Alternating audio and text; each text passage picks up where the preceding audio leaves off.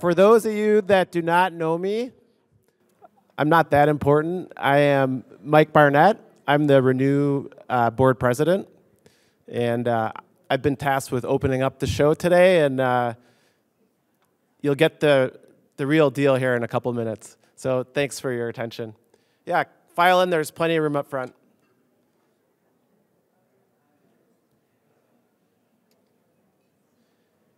Firstly, I would encourage you to all download the HOVA app. I was definitely a HOVA doubter last year. I don't think I've convinced Burke up front to download the app, unfortunately, but it's a great tool for the event. And when you guys are busy networking and lose track of time, if you enable the push notifications, it'll remind you to go to your next event. Secondly, if you're not already a Renew board member, or I'm sorry, well, if you're interested in being on the board, we welcome you. But if you're interested in being a member, you could join all day today. We have a Renew booth being run by staff and board members, so please stop by and join Renew, because we need all the help we could get. If you need a reason to join, please take a look at our latest annual report for our current contributions and accomplishments related to renewable energy and the energy transition.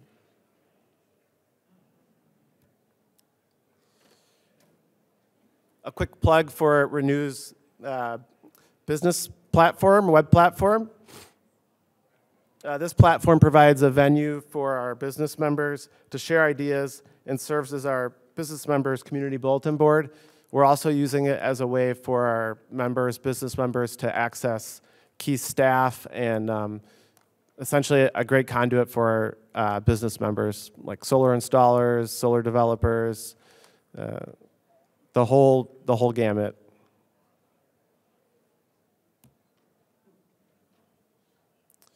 I also want to acknowledge and thank the 16 Renew Board of Directors for their contributions to the organization.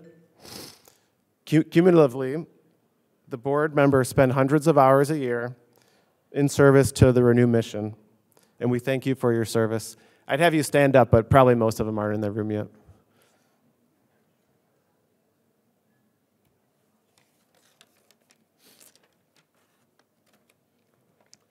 Finally, I want to thank personally all the Renew staff for their tireless dedication to supporting Wisconsin's energy transition and pulling together this amazing event year after year.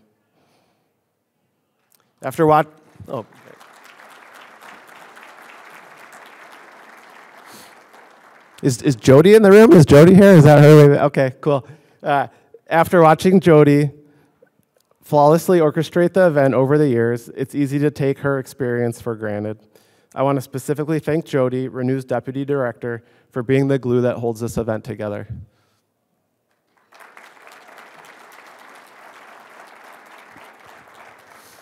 And with that, I now declare the start of the 13th Annual Renew Summit. Ladies and gentlemen, I introduce to you Renew Wisconsin's fearless leader and Executive Director, Sam Dunaiski.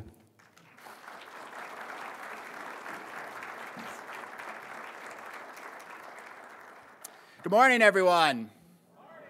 Now, come on. We need more energy than that. Good morning, everyone. Good morning. There we go. Thanks, everyone. Really appreciate you all being here today. We're so happy to have you here for our 13th Annual Renewable Energy Summit.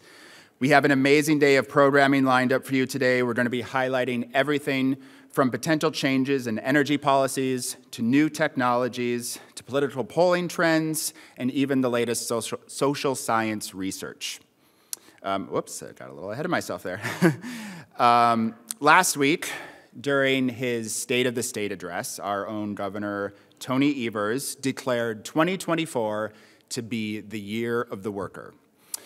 Now, if I didn't know any better, I would swear that Governor Evers, or maybe someone on his staff, was taking a look at our agenda for our summit today because they are oddly similar. As a state, Wisconsin has long been recognized for our rich natural resources and our innovative spirit. But Wisconsin doesn't have oil wells or coal mines or gas deposits. So as we look to a decarbonized future, we can see the many opportunities for the Badger State to lead the charge in the transition to renewables. Together, we can unleash the power of Wisconsin's clean energy potential by focusing on economic transformation, workforce training, and the rejuvenation of our building and manufacturing sectors. This year, we are unleashing the power of Wisconsin's clean energy potential. That's the theme of this year's summit because there are so many opportunities, from policies to technologies to real-world limitations, that can drive jobs, infrastructure, and even the economy itself. You're going to hear a lot today about Wisconsin's ability and potential to transform our clean energy landscape. And later today, our two keynote speakers, Tanya Hicks and Robert Blake, are going to share with us what's possible in Wisconsin, particularly from a workforce and manufacturing perspective. I hope you're all geared up for a great day of learning and networking today. We're so thankful that you could all join us, and we're extremely thankful also for our sponsors, without which this summit could not be possible. And we'd like to thank those sponsors right now at this time. And Mike and I are going to tag team this so we can both preserve our voices today and chat with you all later on. So first off, I'd like to thank our presenting sponsors, Arch Solar and Invenergy. I'd like to thank Alliant Energy, Eagle Point Solar, Green Penny, Lured Renewable Energy. I'm a sailor, so I say Lured. Pattern Energy, Stantec. Our summit leaders, ATC, Bolt, Couillard Solar Foundation, EDF Renewables, Endries Solar and Electric, Green Tech Renewables, Keys and Fox, NextEra Energy, One Energy, Power Solutions Group, and RWE.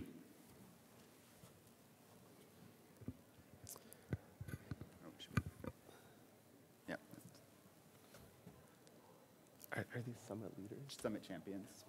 Our summit champions include Apex Clean Energy, EOR, NG, Entech Solutions, Foley and Lardner, Full Spectrum Solar, HDR, Inga Team, Madison College, Michael Best, Midwest Renewable Energy, Midwest Solar Power,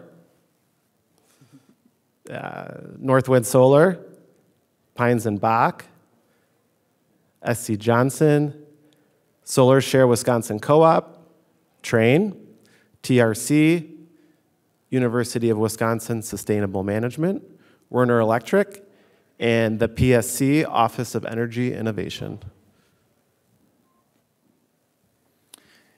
And our summit advocates, AZO, Baker Tilly, Carlson Electric, Citizens Utility Board, Current Electric, Elevate Energy, Focus on Energy, Fratellone, Hellerman Titan, JCG Land Services, Kapoor and Associates, Legacy Solar Co-op, MAC Contractors, Midland States Bank, Midwest Heating and Cooling, MuGrid Analytics, National Grid Renewables, Quest Civil Engineers, Ranger Power, REC, Ruckert Milke, Southwest Wisconsin Technical College, Steigerwalt, Strategic Economic Research, Westwood, KEEP, Wisconsin's K-12 Energy Education Program, WIDERC, Wisconsin Clean Cities, Wisconsin Conservative Energy Forum, Excel Energy, and SunPeak. Our summit supporters include Cedar Corporation, Chad's Design Build, the City of Madison, Clean Grid Alliance, Convergence Energy, Eland Electric, Energize, LLC, Energy Analysis and Policy Program at UW-Madison, Environmental Law and Policy Center, Ethos Green Power, GeoLoop, Glow Solar, Good Steward Consulting, Great Lakes Bioenergy Center, HGA. Thank you, HGA. That's where I work, so I have to note that. Mashuda Contractors, Macaulay Lyman, McKinstry, Northeast Wisconsin Technical College, Oconomowoc Realty, Pieper Power, PRC Wind, Samsung America, Slipstream, Soul Energy, Sustain Dane, Wes Engineering, Westfall, Wisconsin Academy of Sciences, Arts and Letters, Wisconsin Energy Institute, Wisconsin Environmental Initiative, Wisconsin Health Professionals for Climate Action, Wisconsin Sustainable Business Council, and 06 Energy.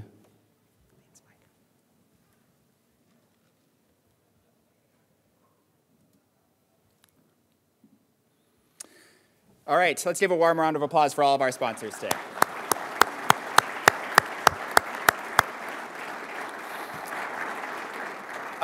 Just to let you all know, we still have several open tables here up front. I see a lot of folks in the back, and I know it's very scary to come sit front, but we have a lot of open chairs, so please come up and join us. At this point, we are going to be going through our 2023 year in review. As expert summit goers, you all probably know that this is the portion of the summit that is typically hosted by our own Michael Vickerman. But this year, I am going to do my best to fill those shoes. So here we go. 2023 was a very, very busy year for renewables in Wisconsin, to say the least. From EVs to wind energy to rooftop solar, the industry has advanced in ways that we haven't seen in many, many years. On the utility side of the equation, over 800 megawatts of new solar capacity came online last year, enough to power over 135,000 Wisconsin households. Most of these projects came from Alliant Energy's solar portfolio, but they also include several projects from One Energy Renewables, as well as the second half of the 300 megawatt Badger Hollow Solar Park. There was a slight slowdown last year in construction projects compared to 2022, when we saw nearly 1,400 megawatts of solar become energized and come online, but more large-scale solar projects are certainly on the way for construction this year. In addition to large-scale solar facilities, Wisconsin also saw new wind power come online in 2023. Red Barn Wind, a 28-turbine, 92-megawatt facility in Grant County, will supply wind energy to Wisconsin Public Service and Madison Gas and Electric customers. Red Barn is the first energized wind project to come online in the state since Quilt Block came online for us in 2018. Now, as I said earlier, the vast majority of the utility-scale clean energy projects last year, were commissioned through Alliant Energy's solar portfolio. Alliant constructed and energized 8 solar farms last year, each one at least 50 megawatts, for a grand total of 639 megawatts of renewable energy capacity. Plus, all of these projects were completed by local unionized labor teams. Last April, Dane County completed the Yahara Solar Project just south of the city of Madison. The county worked with Alliant Energy and Sunvest Solar to complete the 17-megawatt array, becoming just the 4th country in all of the U.S. to power all of its facilities with 100% renewable energy. Additionally, the cities of Madison, McFarland, and Sun Prairie each added over 400 kilowatts of solar to directly power their own facilities. In total, nearly 2 megawatts of solar was installed around cities and municipalities across the state. And the completion of the Cardinal Hickory Creek transmission line is now capable of sending clean energy from nearby projects such as Badger Hollow, Red Barn Wind, and Quilt Block Wind to residents across southern Wisconsin. This line will also allow clean energy to flow from other renewable projects once they are energized. Solar programs for Renew and around the state were also popular last year. The Solar for Good program, which Renew which Renew runs, awarded grants to 34 nonprofit organizations last year. We celebrated 28 completed projects with open houses and ribbon cuttings hosted by our grant award winners.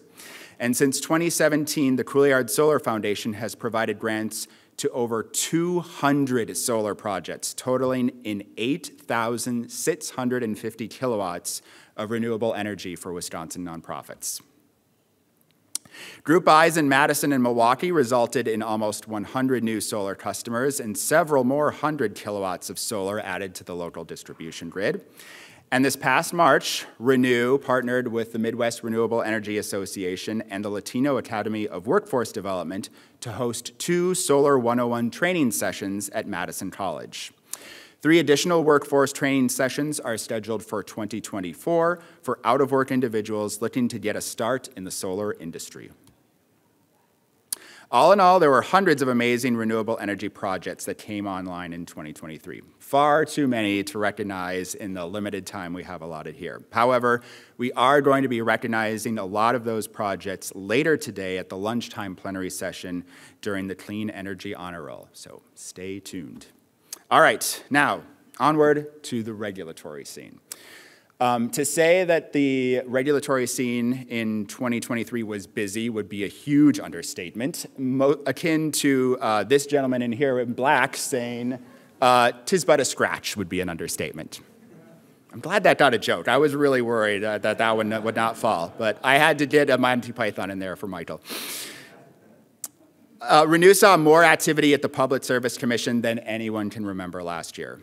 2 separate third-party financing decisions yielded mixed results, with one project going through and another being denied. 2023 also saw the first major update to the state's interconnection rule since it was originally established back in 2004.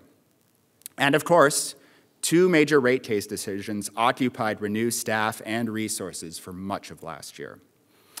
In those rate cases, 2 utilities, Madison Gas and Electric and Alliant Energy, sought to make changes to net metering. MG&E proposed reductions in payback rates and instantaneous metering, which would have crippled rooftop solar companies in our area. Renew and Alliant negotiated a revised version of their Power Partners plan that would have transitioned new Alliant solar customers away from their current net metering tariff and onto a reasonable alternative. Ultimately, the PSC denied both utilities' proposals and preserved net metering in both utility territories. At the same time, the PSC issued a statewide investigation to examine the benefits of net metering for all of Wisconsin ratepayers. All right, moving up in scale a little bit, last year the PSC ruled in favor of construction permits for 6 large solar plants. These installations will eventually result in an additional 1,300 megawatts of new clean energy generation in our state. And 5 of these 6 projects will also incorporate battery energy storage systems. In all, 480 megawatts of clean energy storage will come online in conjunction with these 6 projects.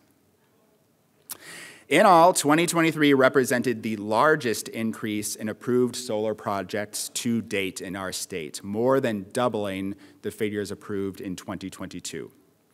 Overall, Renew had several big wins at the PSC, and we certainly hope to continue that momentum this year into 2024. So what are we expecting in 2024? A lot still, despite all that's going on around us. While there are certainly concerns, given the uncertain makeup at the PSC and with the PSC commissioners, we still expect decisions on many important regulatory items this year. We'll be participating in the upcoming net metering investigation. We Energies and WPS will have rate cases this summer. We'll be active in other parallel generation cases, including WPPI. Over 1,700 megawatts of solar construction cases are already expected to take place, with more potentially coming into the queue. And another MISO-approved transmission line will also come before the Commission in 2024. Finally, Renew has made it our priority to push for improved metering policies for apartment and multifamily housing installations. This is so that clean energy can be deployed to directly benefit low and moderate income households. And you're going to be hearing more about that during our stories session. All right, moving on to the federal landscape. We expanded our reach a little bit this year. Renew got involved in clean energy at the federal level. In April, Renew became an official charter member of the Clean Economy Coalition of Wisconsin. In August, our friends at INGA team, where's Darren? Darren, where are you? He's not here. Oh, he hasn't showed up. Okay. Invited us to their facility to welcome President Biden to their Milwaukee wind turbine facility to celebrate the anniversary of the passage of the Inflation Reduction Act. And a few months ago, Renew staff hired Asia Anderson to provide communication support on the IRA as well as the Environmental Justice and Infrastructure Initiative. On the EVs front, big strides were made last year in Wisconsin on electric school buses, and this is another thing you're going to hear about more personally in the stories sessions that are coming up later. Renew staff helped school districts around the state gain access to the $500 million in federal funding for the 2023 Clean School Bus Rebate Program. And like I said, later this morning, you're going to hear from Dr. Ryan Crone about how the Palmyra Eagle School District put Wisconsin's first electric school buses into service this past fall. On the legislation front, in addition to being very busy, of course, at the PSC, we also saw a lot more activity this year at the state capitol as well. There was the introduction of a new community solar bill. A new EV bill that would allow charging by the kilowatt hour is currently working its way through the legislature, specifically at the Assembly right now. The passage of this bill is extremely important. Without it, Wisconsin will lose out on the nearly $80 million in federal NEVI funding, which will go to fast charging stations as well as their maintenance along prime highway corridors throughout our state. Renew also opposed some legislative efforts to restrict the ability to site large-scale solar and wind projects around Wisconsin. And finally, Governor Evers appointed Renew staff to serve on the Green Ribbon Commission for Wisconsin's Green Innovation Fund. This fund will act as Wisconsin's first green bank. And in a bit of sad news for Renew, former Emerging Technologies Director Francisco Sayu was tapped by the state to run this new green bank and this Green Innovation Fund. Even Renew interns were busy last year. Last spring, our PhD candidate, Jenna Green, completed an analysis titled The Benefit and Cost Impacts of Reaching Clean Energy and Carbon Emission Reduction Goals. And Nolan Strumpf drafted the Solar and Agriculture Land Use Report showing how much land Wisconsin needs to host all of our necessary solar and wind projects. Both reports are based on Renew's 2022 roadmap to net zero. Internally, Renew was also busy. In June, we elected 4 new members to the Renew Board of Directors: Josh Arnold from UW-Madison, Tanisha Harris from ACE, Victoria Solomon from UW Extension, and Michael Troji from the Oneida Nation. And finally, Mike already pointed this out, but none of this work and nothing that you see here today could have been accomplished last year without the work of our amazing staff. We added several new faces last year. All of them have been outstanding. I don't know how I get so lucky with my staff.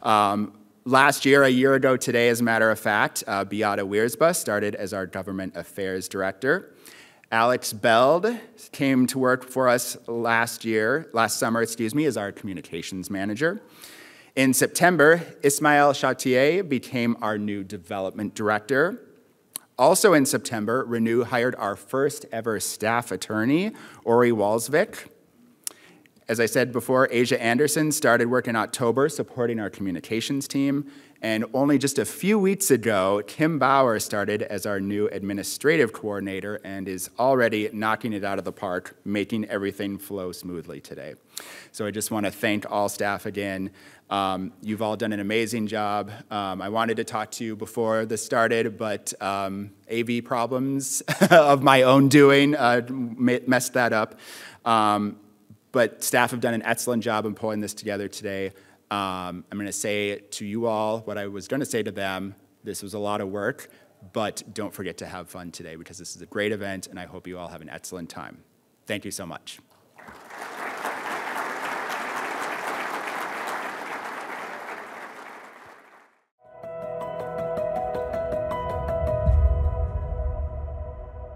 Thanks, everybody. My name is Matt King. I'm the Associate Director and incoming CEO at Hunger Task Force. Just a little bit about Hunger Task Force. We have been around since 1974. We were founded as an anti-hunger public policy organization. And so we address future hunger through public policy advocacy in the anti-hunger and anti-poverty space. But we also feed people today as part of our mission through a food bank. And so we have a network of over 300 organizations that are statewide. And as part of that operation of the food bank, we serve actually over 50,000 people every month. Half of those are kids, 10,000 of those are low-income seniors, and so that's a big part of our mission. And as a nonprofit 501c3 organization, we are a values-driven organization, and so our values as an organization are justice, equity, dignity, compassion, and stewardship. And so that's the one that I really wanted to hone in on with my time that I have here with you all. So as a part of our stewardship, and typical for nonprofits, stewardship is really regarded as how you handle your donor resources and how you steward donor dollars through the work that you do. A lot of people refer to like, what's your overhead as a nonprofit, and they see that as a key kind of indicator of your measure of how you're stewarding donor dollars. That has been a big part of our focus on stewardship historically, but about 12 years ago, we started a farm, and so that was a part of our commitment to the dignity value of our organization, that we would provide healthy food with dignity. And so we all know that healthy food is very expensive. And for people who are living on the edge of poverty or living in poverty, the reality of access to healthy food is something that is not accessible to them. So we started this 200-acre produce farm that grows over 500,000 pounds of produce every year to infuse into our food bank system. And through that work over a decade, what that really did was expand our own internal understanding and reflection on what the value of stewardship means. So we took what was previously a conventionally managed farm and transitioned it to 100% sustainable practices, and that ethos of environmental stewardship really became more a part of our organization. Historically, food banks, their relation to environmental stewardship and sustainability was really from diverting food waste, and that was seen as the way that food banks can impact environmental sustainability. And for us, through working with the farm, we were really expanding that internally. And so we wanted to help to offset our operating costs through renewable energy. And so we were able to engage with Legacy Solar Co-op, Arch Solar, and Renew, because we don't speak solar, and so we don't know all the terminology. We didn't know the landscape. We really don't know anything about it. But we were able to leverage some donor dollars into the equation alongside a grant, a Solar for Good grant from Renew. We had Legacy Solar involved, helping to kind of broker and translate, frankly, all of it to us. and then Arch Solar on the delivery and installation side. So we have 165 solar panels on our warehouse now. It's a 120,000 square foot facility that has 10,000 square feet of cold storage, and so that's really the big demand on the facility. And so now the solar array that we have on the roof is able to cover about 60% right now of our energy demands during peak production. So into the future, we're looking to expand that. Our goal is to have 100% of our energy come from renewable energy. And so we're looking forward to expanding that. Interested to see how vehicles really develop in that space. We have a fleet and vans, trucks, et cetera. And so that could be an important part of our mission going forward. But thanks to all those partners for helping us to enter this space, and we're happy to be a resource for any other nonprofit organizations that are thinking about it and need that perspective. So thank you.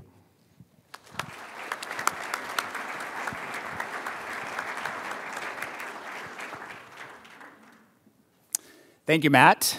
Next up is Dr. Ryan Crone. He is going to be sharing with us today the Palmyra Eagle School District's adoption of electric school buses in his story titled Plugged In and Powered Up. Are you ready? Ready to go. And I just need to find my cursor.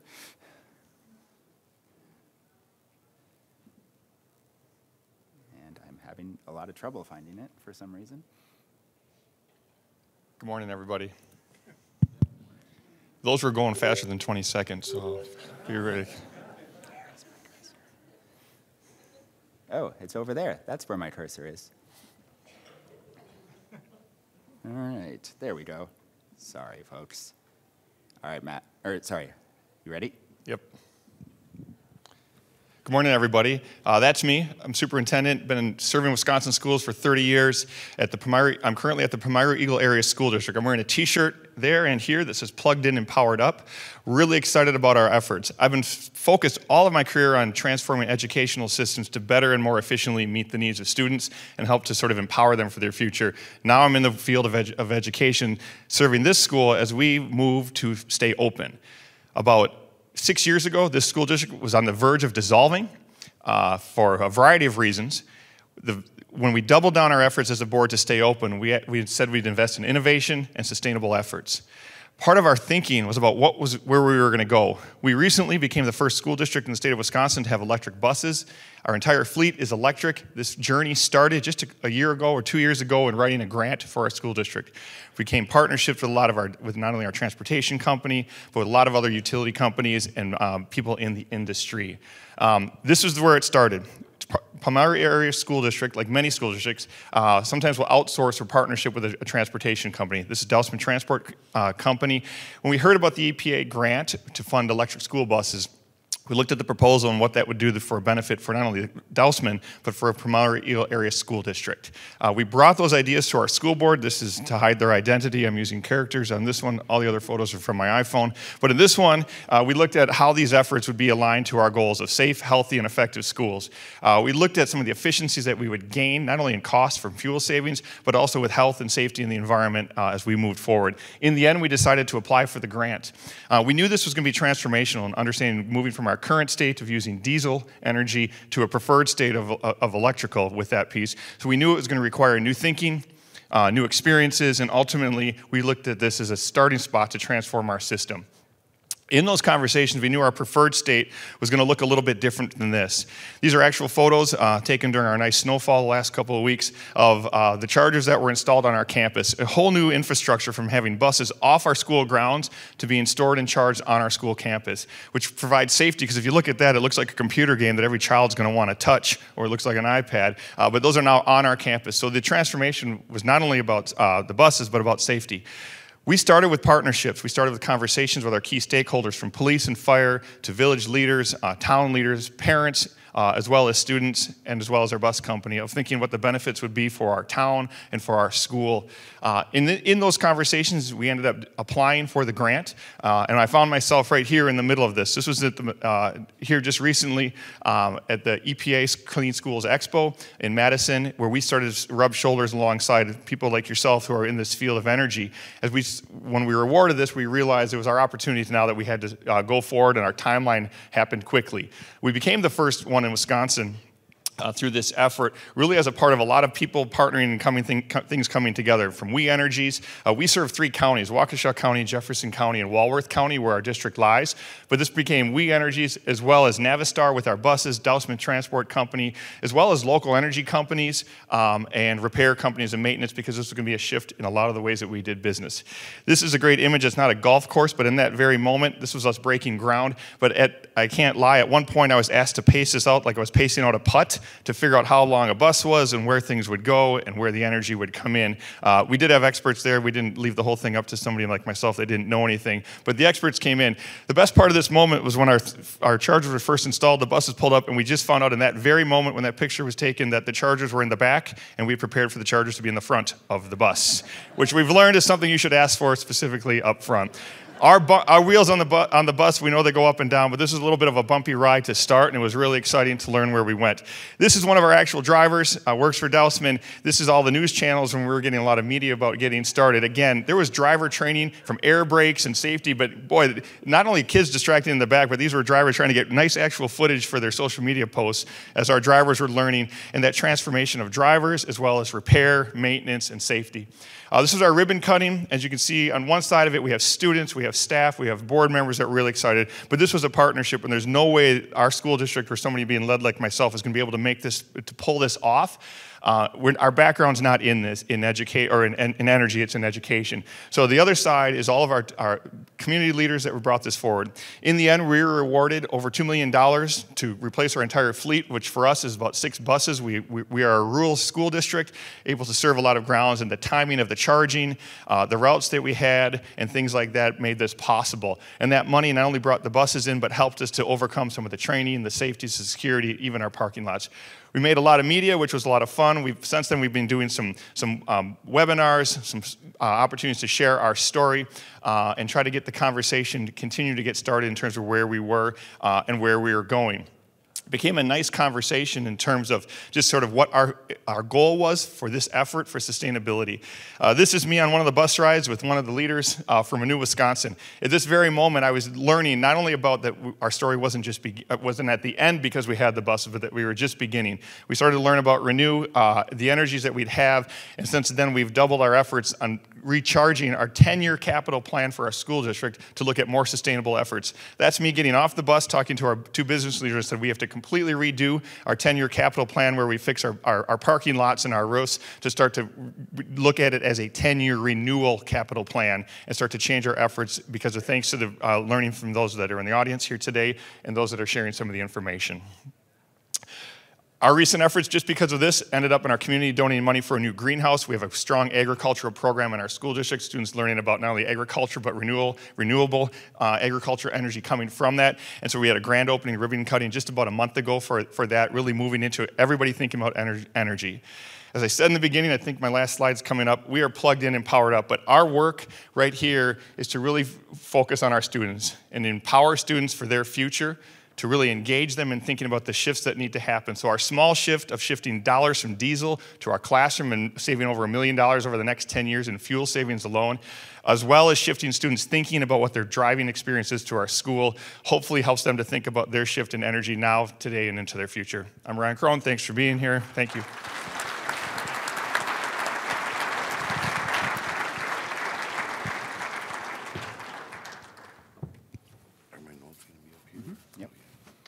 All right, next up, we have... Can I use this mic instead? You sure can. Mm-hmm. Next up, we have Daryl Piawa. I'm going to murder this, I'm sorry. Piause. Daryl is the Community Development Renewable Energy Manager from the Menominee Nation, and his story is titled, The Menominee and Renewable Energy. And I lost my cursor again. Where did it go? Here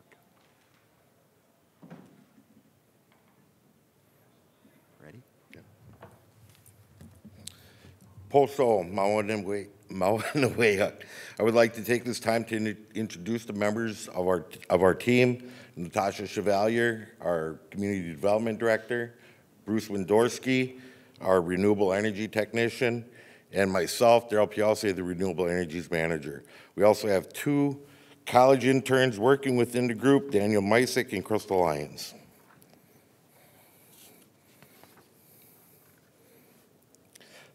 A little bit of our history: the Menominee have survived for over 10,000 years of existence in this area and are indigenous to the state of Wisconsin.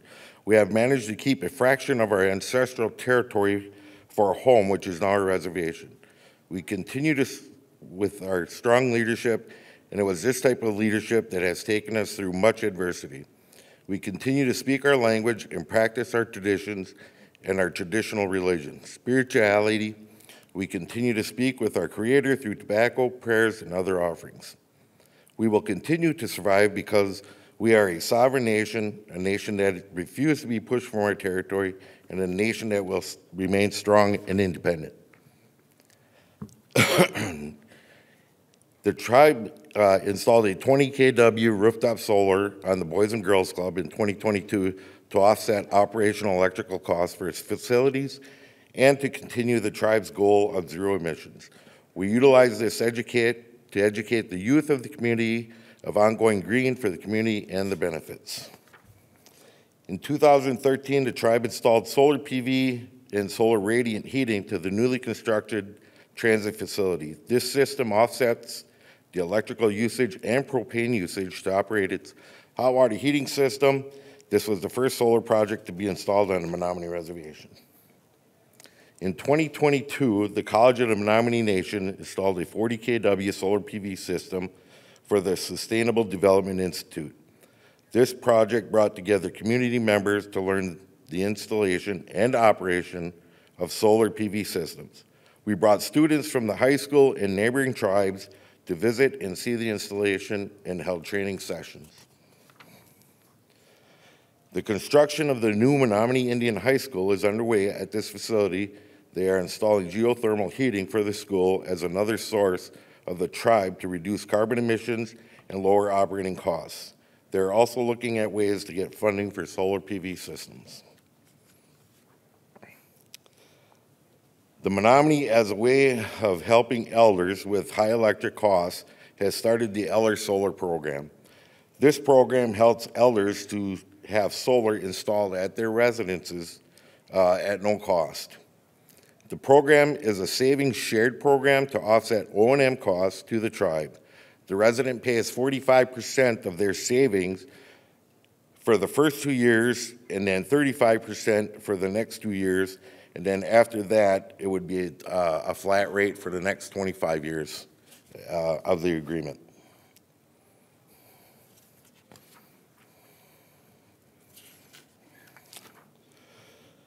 The Menominee Renewable Department is currently working on funding to develop a large-scale microgrid system in our Middle Village community.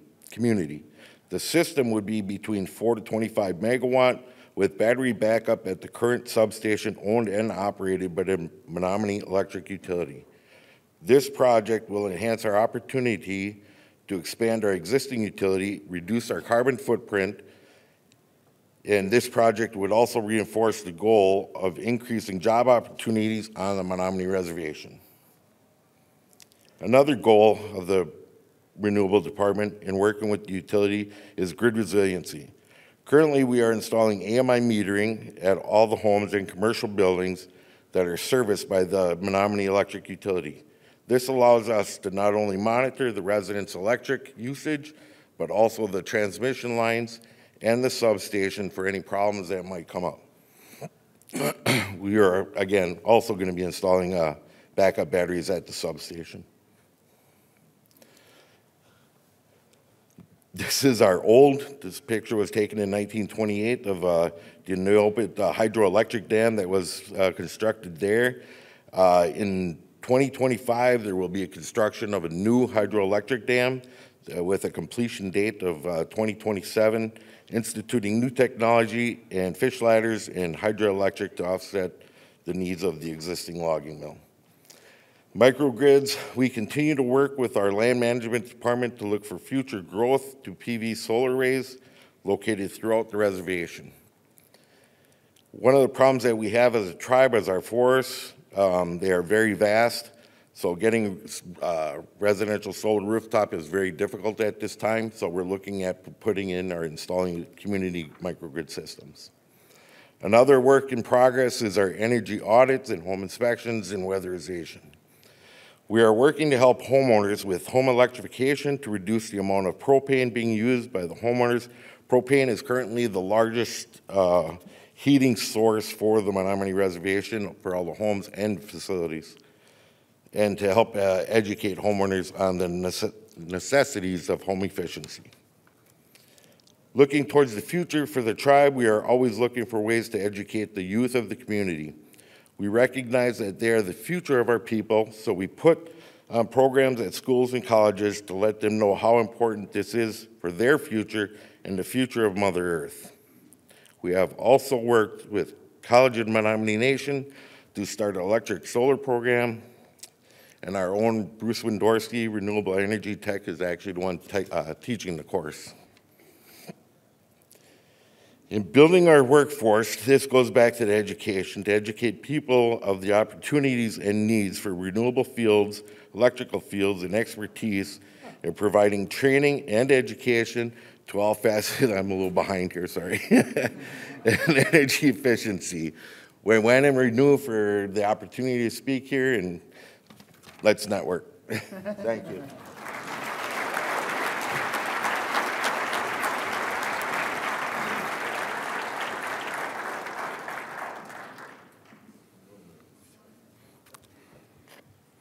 All right, our final story today comes from Peter Kildee.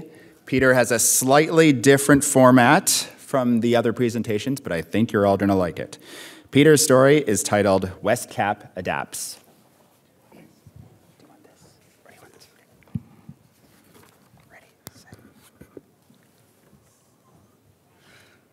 Okay, well, those are some hard acts to follow. I will do my best here, but I am a Wisconsinite running a CAP agency in west central Wisconsin, but I actually came to that after going to school and working for about 20 years with a private foundation in Minneapolis, St. Paul area to develop, plan, and do programming and ultimately serve as operations director of an environmental center called Wilder Forest. So I kind of came hardwired with this energy perspective. Our agency serves about 30,000 people. We do a lot of different activities to help alleviate poverty. Most of it is around housing, when that includes rental assistance, homeless intervention, all that kind of stuff. We have food access programs. We were the first federally funded weatherization program in America. There's now about 900. And we also have been leaders in the development of very green, affordable housing. For this particular project, we got probably the top national award, Edison Award for green and healthy housing. And, you know, I actually reached out to our development partner and said, it's going to be pretty much up to us to save the planet. Nobody else seems to be doing it, so let's get serious about this. And this is the story the federal government did about that. Thanks. So West Cap wanting to demonstrate the benefit to low-income people of not having an energy bill. We used a lot of solar on here. We were trying to get an average of about an 80% reduction in fossil fuel use. And on this house, we actually hit pretty close to net zero. I have been homeless a number of times. Like I would get into a place and then I could afford it. But in the lease, if you can't pay your energy bill, then that breaks the lease. And since I got in this place with the solar panels, the geothermal system, everything is flowing together. The City of River Falls can't address all of the issues within the city by itself. We are always looking to the partners within the community to help us meet the goals and needs of the community, and West Cap is a huge partner. What community action agencies do, and there are over 1,000 in America, we cover 99% of the counties in the country. but we all have a common mission around alleviating poverty.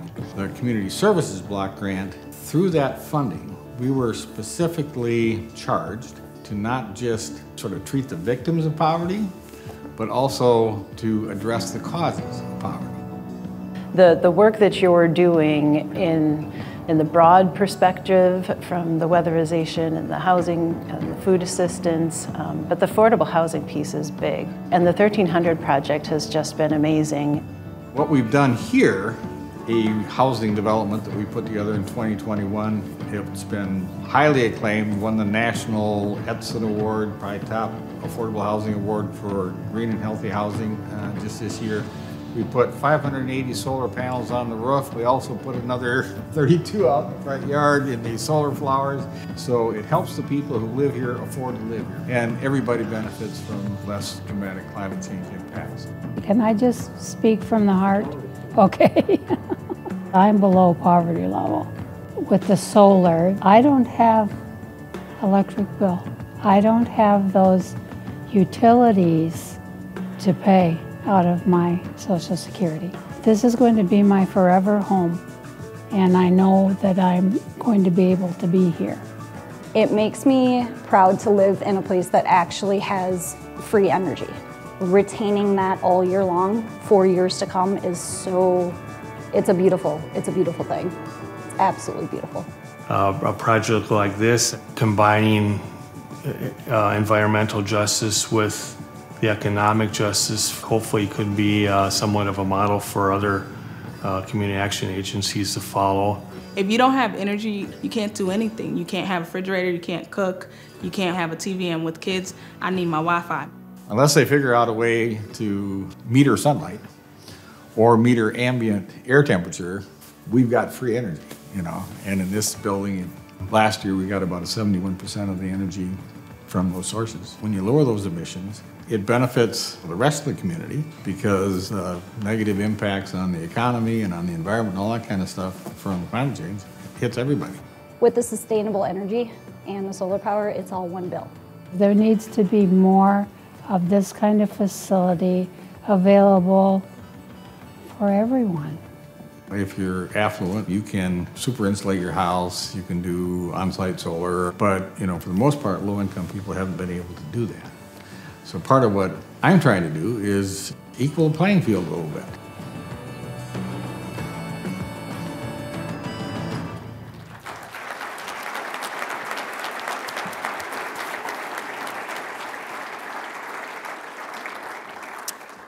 Thanks to all of our speakers. We have arrived at our morning break. Please take this time to get up, stretch your legs, get some refreshments, and we'll see you at the breakout sessions.